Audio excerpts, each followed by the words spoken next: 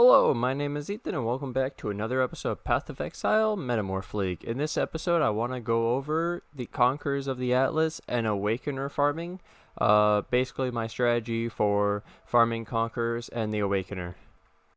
Alright, before I can explain my actual strategy for the Conquerors and the Awakener farming, I must explain the Atlas and how it works with the Conquerors real quick.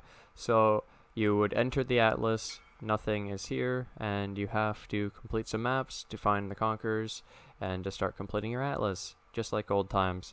So the difference here is when you play a map, you could spawn the Conqueror, and then when you spawn the Conqueror, you fight him. When you fight him, he's gonna drop a watchstone. So as you're unlocking the maps too, you're gonna find these citadels, and so you can socket the watchstones into the citadels to upgrade the level of the maps in the area. So for example, all of these are 14 to tier 16. If you take out a watchstone, it changes to tier 13, 12, and 14, etc. So you change and upgrade the tier of the area. When you first meet Conquerors, you don't have to upgrade the area, but on the second time you meet them in the area, you have to upgrade once. On the third time you meet them, you have to upgrade again until it's max. So I recommend doing one area at a time, socket the watchstones in the area, drop the maps of the area, and keep upgrading the one area at a time. It's probably easier than doing the whole atlas at once, just because it's easier to drop the maps you want because they're connected, and you won't have the whole atlas completed, and actually sustaining all of the maps to find the Conquerors is really tough. You can also spawn the Conquerors playing the same map. After the first time, you have a 30% chance of a Conqueror spawning, which leads into my Atlas strategy for the Awakener and Conquerors. So, my strategy, once you've completed your Watchstones and you're just ready to start farming Conquerors and farming the Awakener, my tip is specifically two maps, okay? So these two maps are Summit, which is in New Vest here, and Promenade, which is in Valdo's Rest. It doesn't have to be these two, but this is my example because they're really easy to get, because you can orb Harbinger orb tier 15s into tier 16s, and they'll always turn into Summit or Promenade. And you can also Orb of Horizons tier 16s into Summit and Promenade, so you can always sustain these. So then the point is, when you have these maps, so my influence is in Valdo's Rest, therefore I would play Promenade until I spawn the Conqueror, which is one more time to get the Conqueror spawned on that. And the way it works is legitimately just play your map, and every time you play one of these in that area, 30% chance of the Conqueror. What? That's it? That's easy? That's it? It's brain dead. You don't have to do anything. So all you do is play the same map, juice, put up your sextants and all that stuff, and you can do whatever you want. You could play technically any map tier 14 and above as many times as you want, and technically you'll spawn all the Conquerors and Awakener. You don't actually have to switch maps. You don't have to play all of the different maps. My strategy for the Conqueror and Awakener is just to play the same map. Especially, I'll now mention the reason for this video is because there was a recent patch, and so 2 patches ago this was a thing, and it was really useful because it's like, oh, I don't have to play every map in the region. That's amazing, especially in these bigger regions where it's unequal. Like, okay, so the corners have less maps, so if you're gonna do every map in the region, you should do the corners. If you're doing the center, you should probably do my one map strategy, because then it doesn't matter how many maps there are. The bigger region didn't matter. You're just playing the same amount of playing the odds of 30%. So you spawn a Conqueror every, like, I don't know, whatever. Point is, this strategy is a lot easier on the brain. You know, you don't have to think about it. You don't have to. There's not much strategy. You just grab like 10 of these, juice them up, get them ready to go, and just run them. And you will farm your Conquerors and Awakeners without ever having to think about the Conquerors and Awakener ever again. Oh, and in case this wasn't obvious or wasn't made clear, Harbinger Orb, tier 15. Carcass, Prominence. And my other one was Orb of Horizons on tier 16 to rechange these also. Cool. The strategy number 2 was already slightly mentioned, but basically it's the corner strat. You can do all in one corner, or you could do all 4 corners. Okay, so basically the point is, if you look in the corner, there's 3, 6, 7, 10, 13 maps. Now if you start counting these middle ones, like this big one, okay? It's 3, 6, 7, 8, 9, 10, 11, 12, 13, 14, 15, 16, 17, 18. Yeah. Point is, there's a billion maps, and the corners have less maps, and there's a thing that came out 2 patches ago where if you play a map, the actual conqueror can be on that map, and if you clear the map, then, well, like if you check for the conqueror and he's not there, then that map can't contain the conqueror unless you do the other strategy of replaying the same map again, which has a 30% chance of then spawning him on the map. So basically, when you start doing your conquerors in this corner, imagine 3 of these 13 maps are the conqueror, and you have to play the exact map. So one strategy for this would be to grab 1 of every map. So 1 malformation, 1 shrine, 1 chateau, 1 precinct, and grab 1 of each. And then you're guaranteed that when you play all of them, you're going to spawn the conqueror. And you could get lucky and get it sooner, and you're guaranteed to finish it. You can't have an unlucky streak because it's guaranteed. Unlike mine, where it's 30%. 30%, that's it. So this strategy is cool and only good if you use the corners, and I was able to spawn a conqueror an awakener every like half an hour, but it wasn't that consistent because if you don't get lucky on getting it pretty quick, you have to do every single map in every single corner, and it's a lot of maps, and it turns out to be more than the 30%, but that's also not likely that it's the last map you look on every fucking time. Subscribe! And here's the last Atlas strategy for the Conqueror Awakener that I'm sure tons of people are doing.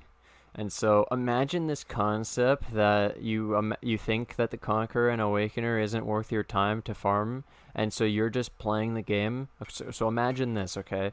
You ignore the Conquerors and Awakener, and you just play. And now this strategy is crazy, okay? Just imagine this. You just play the game, and then it just so happens that occasionally the Conqueror spawns if you're playing a high-tier map, and it also will spawn the Awakener eventually, and you'll get to just do it for fun.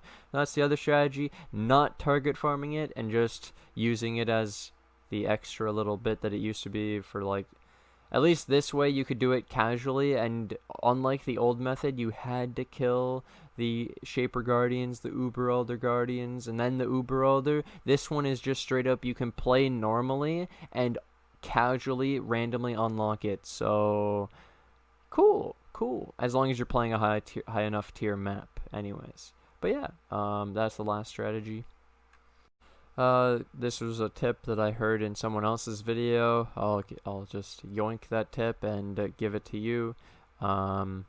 It basically, before you spawn your Conqueror, you can change the Awakener level of your Atlas. So let's say you were farming it, and then you got your Awakener, but you got it early. You could go buy those unique Watchstones with 1 use left and put them in the sockets on the citadels, and then you can increase the Awakener level to have Awakening 8 earlier than you're supposed to for Awakener fights when you get boosted. Oh, and just to address this, in the recent patch, I was mentioning that they updated the way this works. So, in the last patch, I tried doing my strategy, and when I was farming the same area with the same map after spawning the first Conqueror, the chance of spawning the next one was definitely not 30%. It was probably less than 10. It was really, really, really bad. So I pretty much picked up on the bug that was a thing. So the bug is that when you play a map in the same area, maybe in the influence of the same map, then it has a lower chance than the intended 30% to spawn the Conqueror. And so I was right, and I freaked out out on stream for like half an hour about how it was clearly broken and I wouldn't play the Conquerors until the next patch, and then it turns out that my tinfoil hat theory was correct and it was actually a bug and I was right, and now our method works really well for spawning the Conquerors because it's consistent 30%. Pretty pog. That is all. And now I know the viewer will ask, but Ethan, how do you run your map? Sorry, I'll do that normally. Ethan, how do you run your map? Oh, well, you see, that's a Fizz Reflect. I don't want that. That's a Fizz Reflect. I don't want that. That's a Reflect Ellie. I don't want that. We'll take this one. We take 3 sack frags to add 5% quality per one of these. If I have a Nico mission, I'll use the 4th one, but because I don't want to use a Nico mission, I'll use my Rusted Sulfite Scarab, and then we'll go over here. Or we'll juice this up. I don't use any mods when I'm doing Sulfite, and so in this case, all I would do is we run Promenade, and so the goal of running my master with this quality is to get as much Sulfite as possible from the Rusted Sulfite Scarab, and then at the same time, I'm getting a double dip, so while I'm running through, I get some loot, I get Conquerors, I get my Conquerors spawn because I'm doing Promenade, and we already have the influence. I get my Sulfite, I get progress towards the Awakener, lots of good fun stuff happening, and you could do this pretty much in my idea with every master mission. It doesn't just have to be Nico, so if you like farming master missions, one way is through your Atlas, because while you complete these maps, you're going to get the master mission free, you're going to get boss kills, you're going to get Metamorph, you're going to get Awakener Conquerors. Mapping's pretty good. There's so much. It's just so much stuff compounding, right? Like, it's not just one thing you're target farming anymore. You're definitely getting a lot of stuff. It's pretty crazy. I was hoping to spawn the Conqueror to show you, but that's how I'd run my maps. And then you could pretty much leave as soon as you do your Conqueror, boss, Metamorph, and the Sulfite. The reason I don't use like Scarabs or a mod on those maps when I'm running master missions, just in case you don't know, because I didn't make it clear, my only intention in those maps is to run to the end and kill the boss. It just so happens that I'm grabbing all the extra stuff on the way, but I do miss, like, I'd probably say half the monsters of the map, which, if you're gonna be adding a ton of cost to your map and you're not clearing it, then it's really just a waste. So I put as little as possible while still getting some benefit with very little cost, because I have, as shown from Blight maps, we've self-farmed 1,500 sack frag, 400,000. Yeah, I could use these for a little while and still print more. So just in case it wasn't clear, my favorite way to play the new Conquerors of the Atlas with the new patches is to play the same map over and over. I quality, chisel, alk, corrupt it, put 3 sack frags, a scarab, or I just run masters with sack frags, and I just run for the masters, run for the boss, do the metamorph, get the conqueror maybe, and start again. Really easy, really quick, no investment. It's amazing. Enjoy. I'd like to take this opportunity to thank my Patreon, YouTube members, and subscribers on Twitch for all the financial support and everything. Thank you guys so much. Tradnix, Hannah, Steven C, Lost Fable, Stacy U, Boggy, White Wolf, YouTube members Garbart, Tradnix, White Wolf, Farkbone, Kerbed, John, Lelouch, Lamprey, Dawood, Dubu, Goose Eggs, and Gabriel. Thank you guys for all the support. And also, I'd like to shout out my new sub on Twitch, Easy Booey. No, it's Easy, but Booey. Thanks, man. Bye.